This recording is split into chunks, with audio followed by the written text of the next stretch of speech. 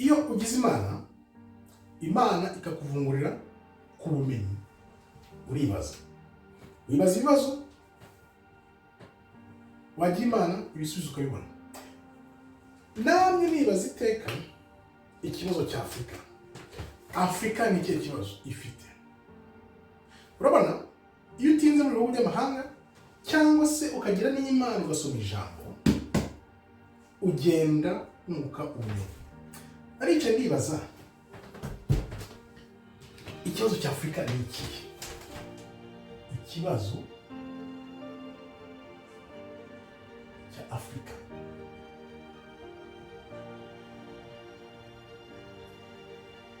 ni ikihe? Benshi bakunze kuvuga bati amafaranga, amashuli, ubuvuzi,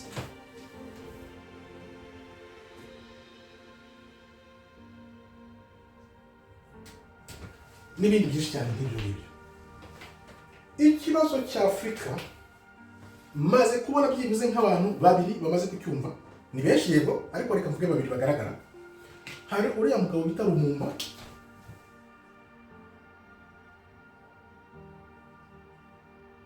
na Arikana, uriya wahoze muri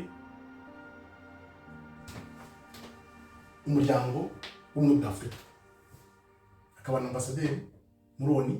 Ngira ngo nibo bantu bamaze kubona, bamaze kumva ikibazo cya Afurika.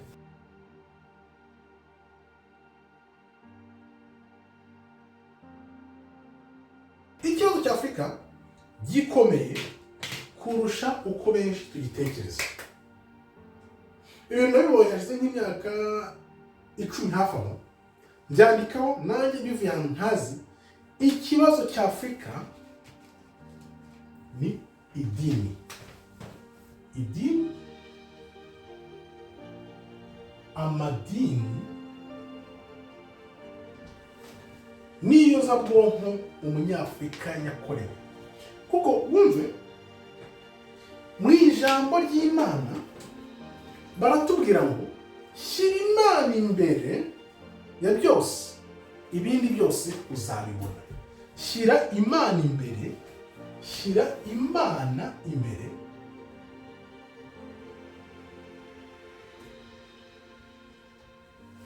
uzabona ibindi byose. Ikibazo kibahe rero ni ukuvuga ngo umuzungu wagukoreye iyozabwonko agafata ijambo akarihindura, akakwereka ko ari we Mana yawe. Abanyafurika benshi mu myumvire yabo, natwe twese niko twumvaga ko Imana ari umuzungu, ko Imana yahaye abazungu, twebwe turi abacakara tugomba kujya iyo bigiye. Niyo myumvire benshi bagifite na n'uyu munsi, birababaje cyane. Ibyo kwereka rero ko ubwoko bw'Imana bari abirabura ntabwo ari byo kwereka uyu munsi, ariko sobanukirwa wumva ukuntu abazungu bakoresheje ijambo ry'Imana Bibiliya, bararihindura, bishyira hejuru, bagushyira hasi, bakumva ko udashoboye. Noneho kwa kundi gushaka Imana mbere ya byose, ntabwo uzashaka Imana nk'umuzungu ari we ugushyira hasi ushaka kwica kugira ngo utizamuka. Wibaze, Abashinwa bafite Imana zabo, Abahinde bafite Imana zabo, Abarabu bafite Imana zabo, Abazungu bafite Imana zabo, ariko umwirabura munyarwanda wewe ufite iki? Ufite gusa ibishushanyo by'Imana zabo. Kandi wibuke, Imana irakubwira ngo ntuzigere usenga ibishushanyo cyangwa ubyambaze ni na rimwe. Ariko wowe mwirabura munyafurika, munyarwanda, nibyo ufitiyeho ubunararibonye gusenga ibishushanyo. Ufite ubunararibonye mu gusenga ibishushanyo, kandi Imana ikubwira ngo wisenge ibishushanyo. Ibi bintu ndabyumva nanjye mu ndabaye. Dusubire inyuma rero turebe ikibazo cya Afurika. Ikibazo cya Afurika niyo mpamvu bose baza bakagerageza bakagenda, bamwe batanabyitayo, ahubwo baba ari abakozi b'abazungu. Nicyo kibabaje. Usanga abategetsi benshi bo muri Afurika ari nk'abakozi b'abazungu barwanira kuregana ku bazungu kugira ngo babonwe neza. umuntu w'umuyobozi ukunda igihugu kugira ngo kijye imbere atari umukozi w'abazungu muri Afurika wababara ku ntoki izo ebyiri niba atari rumwe gusa. Ushobora kubashyiraho ku ntoki ebyiri cyangwa rumwe, bose ni bambonwe neza, ariko bamwe muri bamwe batangiye kubisobanukirwa kugira ngo biyambure ibyozabwonko bakorewe n'abazungu. Ikibazo cyo muri Afurika rero cy'abanyafurika, kubera iki Afurika ikennye? Benshi bamaze kubisobanukirwa. Abazungu baraza bakiba ubutunzi, bakabujyana iwabo, bagakuramo amafaranga, bamara gukuramo amafaranga bakaza bakatuguriza, bamara kutuguriza bakanatwaka inyungu. Urumva, arakwibye,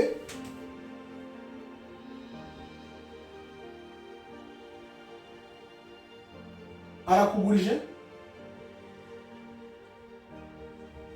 arashaka inyungu. No kuvuga umuzungu akwibye, akwishe gatatu kose gake nshobora kuvuga kwenda nanjye mbona nasobanukiwe, usibye ko ushobora kuba binarenze gatatu. Tuvuge wari ufite ubushobozi bwawe, duke wari ufite ntugukuyeho, ndagenda ndagukoze nguhumye amaso, ndakugaruriye, mbiguhaye nk'umwenda. Byari ibyawe, mbiguhaye nk'umwenda, noneho ndarengeje mpatse n'inyungu. Ni ukuvuga ngo ushubije inyuma inshuro eshatu zose. Ntushobora rero kwivana muri iryo pfundo ry'ubwo bugome ngo uzamuke ugere aho ndi, kuko namaze kugusubiza hasi byibuze gatatu. Ariko mu minsi ya nyuma Imana yaravuze ngo izongera duhe ukuri nituyigarukira.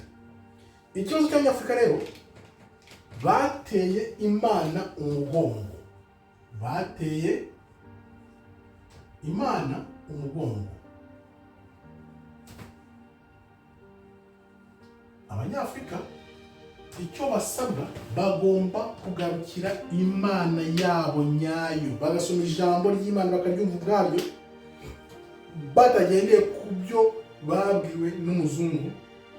Ko umuzungu kugira ngo akwigarure nuko yahinduye ijambo mu buryo bwe, noneho gukorera iyozabwonko kugira ngo uzabyigobotore. Nuko abirabura bose, cyane cyane n'abanyarwanda, bagomba kuva muri ayo madini ya za Katolika y'abazungu, bakongera bagasubira mu kwambaza Imana nyamana uko byamye kera.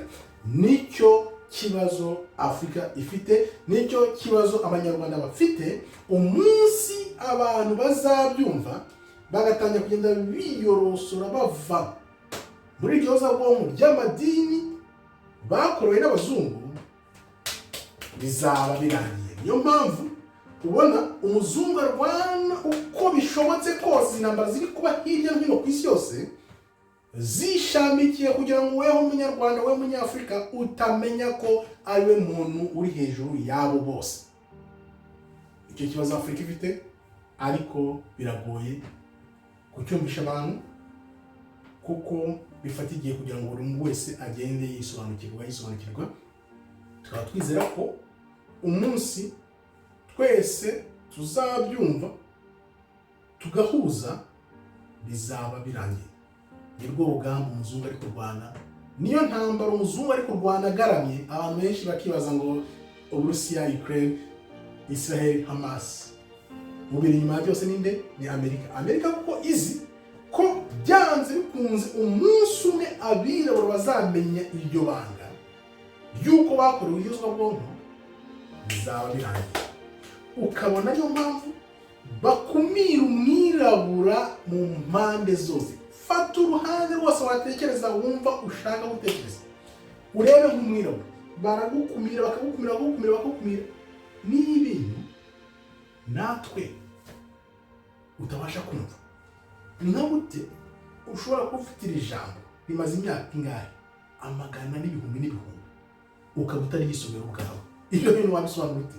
Hari ibintu bigoye gusobanura. Nk'ubu natwe ubwanjye iri jambo nategeye kusoma mfite imyaka za 30 na iyo myaka 28 30 kuki nta nta risoma no kuvuga ni ubuhanuzi nyine bw'Imana kuko birenze ubwenge bwa muntu kubyumva. Ni gute ushobora gutunda Bibiliya uyisome urebe ibyahishuwe 1:12 kugera ku 15 bikubwira ko Kristo yari umwirabura, ukaba umaze imyaka 40-50 usenga igishushanyo cy'abazungu ibintu biteye agahinda. Ariko harimo n'ubugome nyine bw'abazungu kugira ngo ubyumve. Nuko nyine Imana igomba kugira ubuntu wumve ubugome butuma umuzungu atera biriya bintu isi yose kubera weho mwirabura kugira ngo utamenye uriwe. Umuzungu biriya bintu byabaye muri 2019 babishyize mu bantu kugira ngo babahindure, noneho by'abazungu bakorewe bigumeho weho mwirabura munyarwanda utazagira ubutware, utazamenya ni na rimwe ko ari weho muragwa w'ubutware buje. Bigusubiremo biriya bintu bya 2019 babishyize mu bantu babibashyiramo kugira ngo bikomeze bisinziriza abantu, noneho mutabyuka ngo mumenye ukuri kuko kiragiye cyari kiza 2019 kugira ngo abantu bakanguke bamenye ukuri. Bahise babashyiramo biriya bintu noneho bikomeze bisinjirije abantu, umwirabura atazamenya ko ari we muragwa w'ubutware buje. Wumve ubwo bugome bwo mu rwego rwo hejuru abazungu bafitiye umwirabura.